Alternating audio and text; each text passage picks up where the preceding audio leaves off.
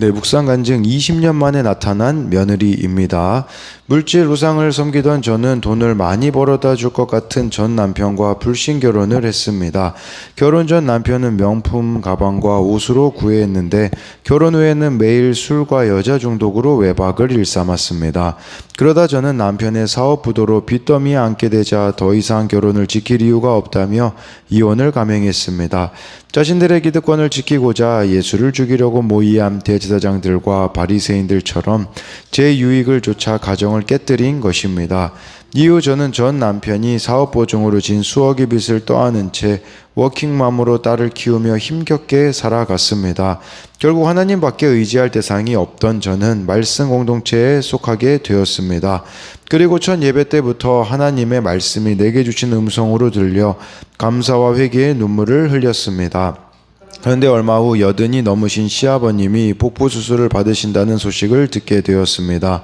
저는 믿지 않는 시아버님이 혹여 수술 중에 돌아가시면 구원받지 못할 텐데 라는 생각에 기도했습니다. 그러자 주님이 제게 가서 복음을 전하라는 마음을 주셨습니다. 하지만 20년 전 이혼하고 떠난 며느리 주제에 어떻게 다시 시아버님을 뵙겠나 하는 걱정이 앞섰습니다. 그러나 지금이 구원의 때일 수 있으니 용기를 내자 마음 먹고 떨리는 마음으로 수술 전날 병실을 찾아갔습니다. 저의 갑작스러운 방문에 놀라워하시는 시아버지께 가정을 지키지 못해 죄송합니다 라고 말씀을 드리며 눈물을 흘렸습니다. 그러자 시아버님도 눈물을 흘리며 제 손을 잡아주셨습니다. 그날 전 하나님의 은혜로 복음을 전했고 시아버님도 주님을 영접하셨습니다. 이혼하고 20년간 남처럼 지내던 저를 시아버님의 구원을 위해 쓰임받게 해주신 하나님께 감사드립니다. 아직 믿지 않는 다른 가족들에게 구원의 때가 이르도록 거룩한 삶을 잘 살아내는 모습을 보이기 원합니다.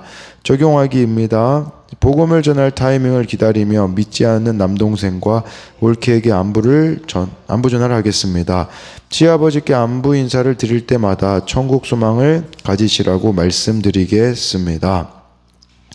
네, 여기 나와 있는 것처럼 정말 말씀이 들리자 참 시아버님 복부 수술 받으시다가 혹시 돌아가시면 구원 못 받으실 텐데 생각하며 기도했다고 하잖아요. 그때 가서 복음 전하라는 마음에 순종하여서 정말 20년 동안 이렇게 보지 않았던 남처럼 살았던 이 시아버님에게 예수님을 전하게 되었다라는 것을 이렇게 보여주고 있습니다. 네, 오늘 말씀 제목은 하나님의 자녀를 위한 죽음, 이거는 52절에 대한 내용이라고 볼 수 있어요. 예수님의 죽음은요, 흩어진 하나님의 자녀를 모으는 거래요. 이게 무슨 말이냐면 이방인까지도 포함하는 그런 구원이다라는 것을 보여주고 있습니다. 예수님의 십자가의 죽음은요, 유대인뿐 아니라 이방인의 구원까지도 포함하는 것임을 이렇게 보여주는 것이라고 볼 수 있습니다. 45절, 46절을 보면요, 마리아에게 와서 예수께서 하신 일을 본 많은 유대인이 그를 믿었으나 그 중에 어떤 자는 바리새인들에게 가서 예수께서 하신 일을 알리니라 라고 말씀해 주고 있어요. 죽은 나사로가 살아났을 때 반응은 두 가지다 라는 것이에요. 하나는 예수님을 믿었다라는 반응이에요. 이게 45절에 나와 있다라는 것이라고 볼 수가 있는 것이겠죠. 다른 말로 하면 무슨 말이겠습니까? 영생을 믿었다라는 것이라고 볼 수 있는 것이에요. 이처럼 그렇다면 우리도 참 다른 사람들에게 예수님을 전할 수 있는, 예수님을 믿게 해줄 수 있는 방법은 뭘까요? 그것은 저와 여러분들이 영생을 누리는 삶을 살아가는 것입니다. 영생을 누리는 삶이 뭘까요? 죽음을 두려워하지 않고, 죽음 앞에서 세상이 다 끝난 듯 절망하지 않고 담대하게 하나님을 신뢰하는 모습을 보여주는 것이라고 볼 수가 있는 것이에요. 그래서 45절에 마리아에게 와서라고 굳이 말하는 이유가 뭘까요? 마리아가 영생을 보여주는 삶이었기 때문이다 라는 것이에요. 이것은 또 요한복음 12장에 보면 이렇게 나타나 있기 때문에 영생으로 인도하는 사람이 있다라는 것을 보여주는 것이에요. 반대로요, 두 번째 반응은 46절에 나와 있는 것처럼 바리새인들에게 가는 반응이었다라는 것이죠. 네, 이 바리새인들에게 속한 유대인들은 위기의식을 느꼈다라고 볼 수가 있는 것이에요. 그렇기 때문에 이렇게 정말 예수께서 하신 일을 알리니라라는 것은 예수님을 죽이려는 그런 생각을 가진 자들이 있었다라는 거예요. 그러니까 반응은 두 가지예요. 믿거나 예수님을 죽이거나, 그건 거죠. 우리 삶에도 마찬가지인 것 같아요. 예수님을 믿거나 내 삶에 예수님을 죽이거나. 내 삶에 예수님을 죽인다라는 게 무슨 말일까요? 내가 그냥 주인이 되어서 살아가는 거, 그게 예수님을 죽이는 거라는 것을 알아야 한다라는 것이에요. 그러니까 회개의 기회가 되든지, 회개의 기회가 된다는 건 무슨 말일까요? 나사로처럼 내가 죽는 거예요. 근데 다른 한 가지는 예수님을 제거하는 이런 모습이 나타나 있다라는 거죠. 그래서 이것에 대한 적용도요.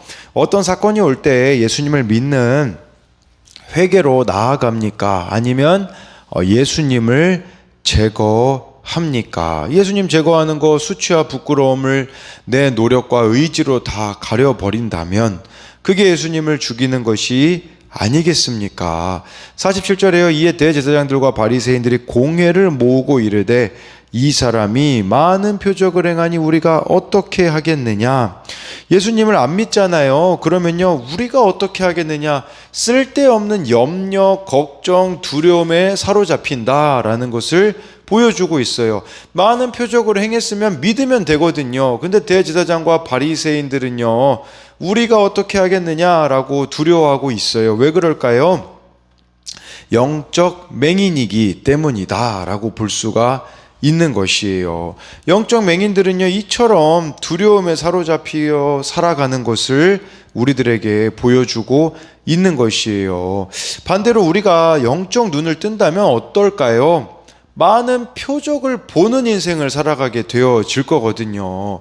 그러니까 이렇게 예수님을 안 믿게 되어지니까 다 죽을 일처럼 보이는 거예요. 이제 우리가 어떡하냐, 이 일도 터지고 저 일도 터지고 다 죽겠구나, 이런 생각이나 하고 있는 것이죠. 근데 저와 여러분들이 영적인 눈을 뜬다면요, 이게 참 많은 표적, 예수님께 가까워질 수 있는 사건들이구나, 일이구나, 이런 관점으로 볼 수가 있다라는 것을 이렇게 말해주고 있는 것이라고 볼 수가 있는 거예요. 그리고요, 이 대제사장하고 바리새인들은요, 사실 함께 할 수가 없어요. 이 대제사장 이쪽은 사두개인이거든요. 사두개인은 부활을 안 믿었습니다. 바리새인들은요, 부활을 믿었고요. 서로가 서로에 대해서 별로 안 좋았거든요. 근데 하나가 되어요. 어떤 일에 하나가 되냐? 예수님 죽이는 일에는 이처럼 하나가 된다라는 것이에요. 그래서 이것에 대한 적용도요, 늘 원수처럼 여기다가도 악한 일에는 뜻을 같이 하는 사람은 누구입니까? 이 지금 대제사장들과 바리새인을 가리키는 것이라고 볼 수가 있는 것이죠. 세상적인 관점으로 현실만 보면 죽을 일인데 구원의 관점으로 보면 살릴 일이자 영적인 눈을 뜨게 되는 일은 무엇입니까?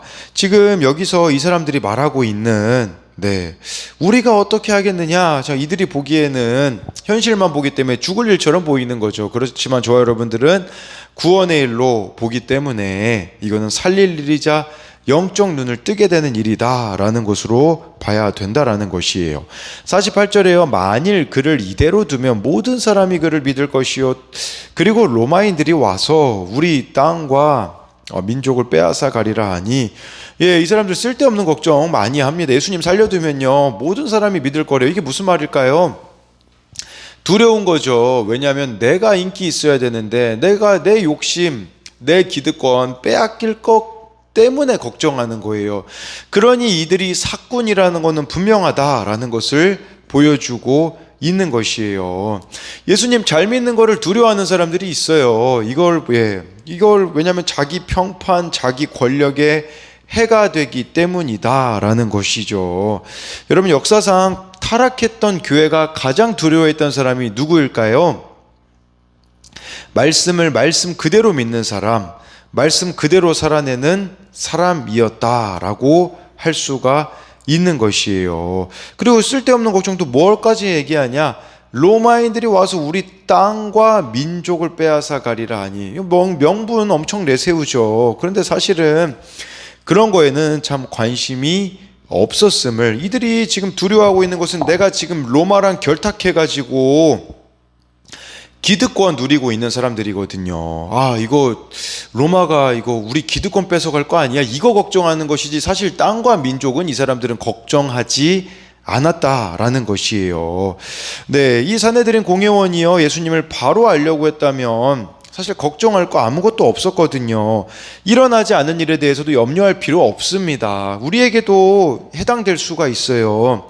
계속해서 내가 지금 불안하고 염려가 있고 낙심하고 두려움이 찾아온다면 우리에게 필요한 것은 예수님을 믿는 것이거든요. 예수님을 믿는 것은 말씀을 믿는 것인데, 내 신앙이 기복신앙이라서 상황 따라 환경 따라 사람 따라 변하기 때문에 두렵고 불안한 것이라고 볼 수가 있는 것이에요. 이렇게 하나님의 영광이 드러나는 죽은 나사로가 살아나는 이 기적을 보고도 믿지 못하는 것은 내 기득권과 욕심 때문이라는 것이에요. 이처럼 나와 상관없는 일로 여기게 되면요, 결국은 나도 죽고 남도 죽이는 비참한 인생을 살게 됩니다. 그래서 이것에 대한 적용은요, 하나님이 행하신 일을 나의 구원의 일로 받아들입니까? 나와는 상관없는 일이라며 내가 주인 되어 욕심대로 살아갑니까?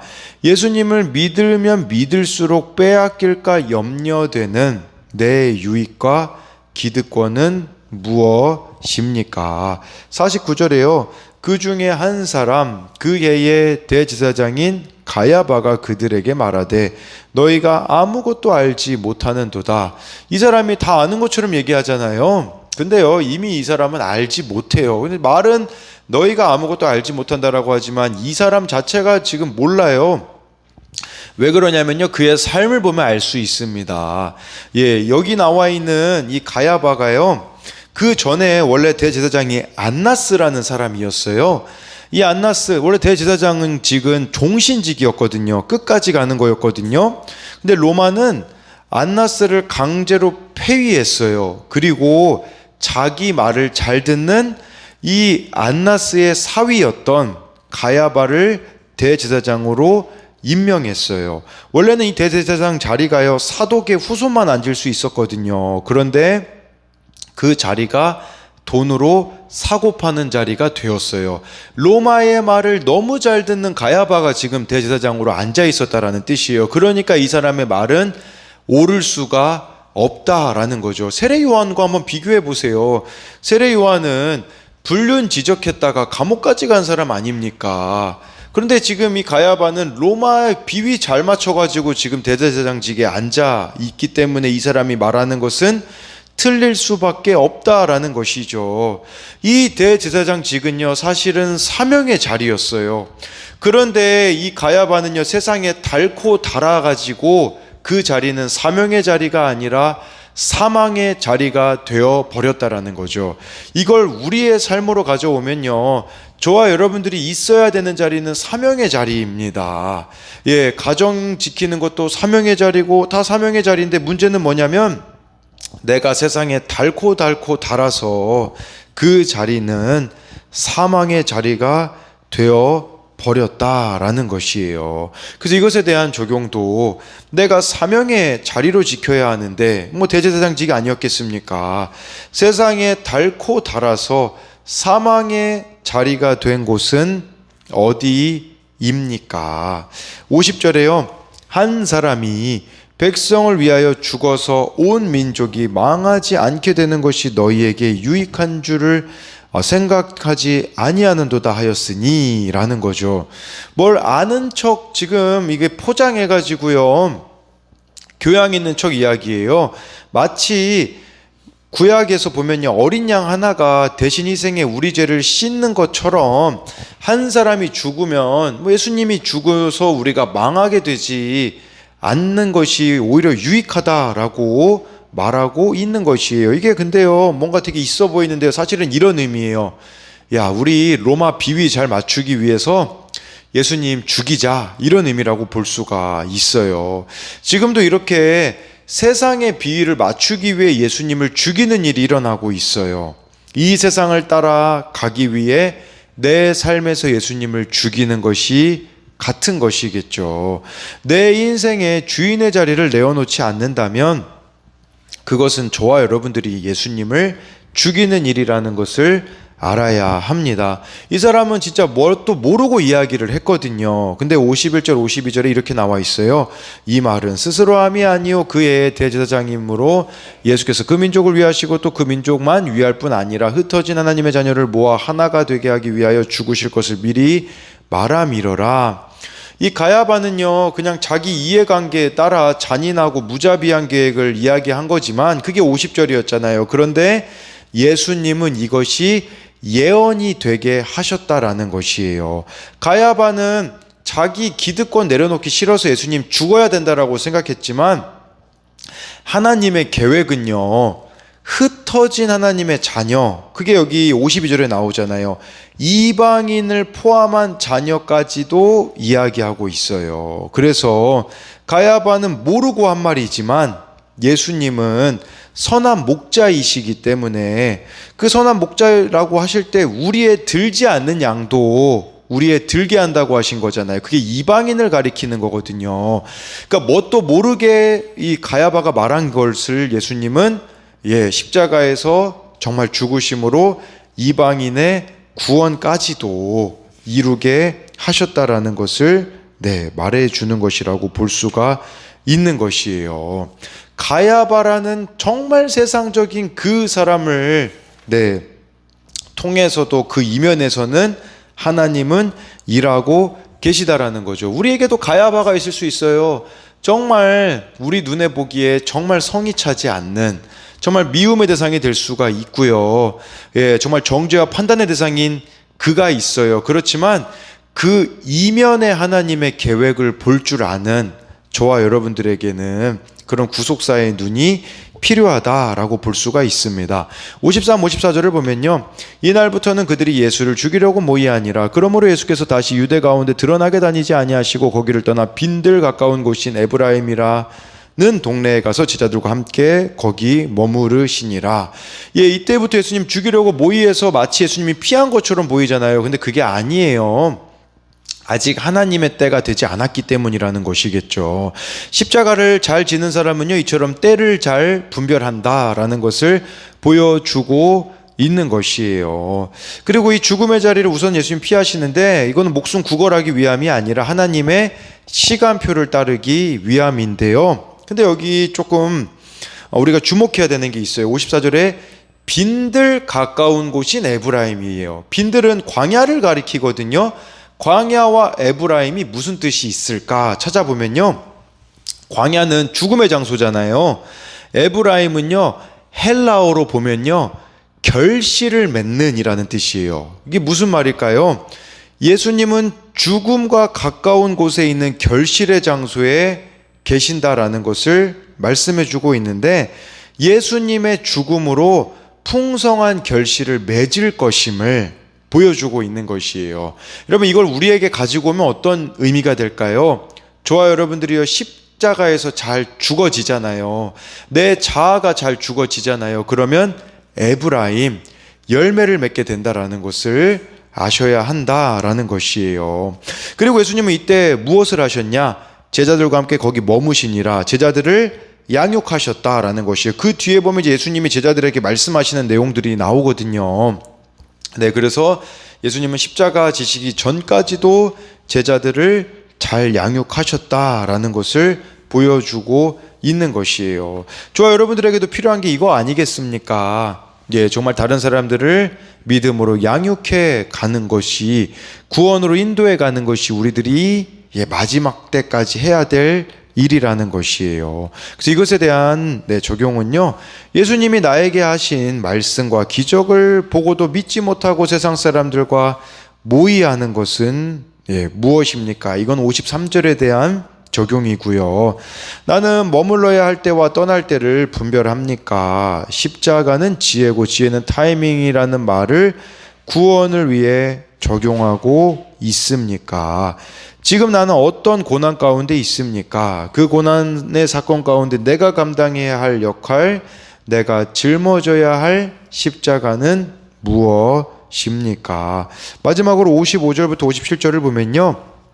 유대인은 유월절이 가까움에 많은 사람이 자기를 성결하게 하기 위하여 유월절 전에 시골에서 예루살렘으로 올라갔더니 그들이 예수를 찾으며 성전에 서서 말하되 너희 생각에는 어떠하냐 그가 명절에 오지 아니하겠느냐 하니 이는 대제사장들과 바리새인들이 누구든지 예수 있는 곳을 알거든 신고하여 잡게 하라 명령하였음이러라 라고 말씀해 주고 있어요.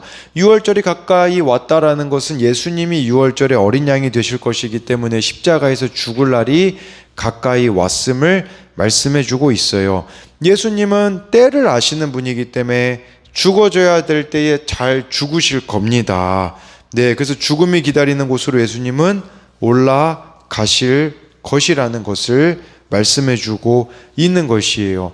이렇게 예수님이 하시는 일을 봐도요, 예수님을 죽이려고 모의하는 사람들이 있었다라는 것을 기억하셔야 돼요. 근데 우리는 어떻습니까? 모든 사람들에게 좋은 사람이 되고자 하지 않습니까? 내가 믿음의 길을 걸어가잖아요. 나를 비방하고 나를 미워하는 사람들도 있을 수 있다라는 것을 저와 여러분들이 잘 아셔야 된다라는 것이겠죠. 나를 이해하지 못하는 사람들도 있을 겁니다. 그렇지만 저와 여러분들이 정말 십자가에서 죽으신 그 예수님의 본을 따라서 정말 잘 죽어지고 또 예수님을 잘 믿는 저와 여러분들이 되기를 소망합니다.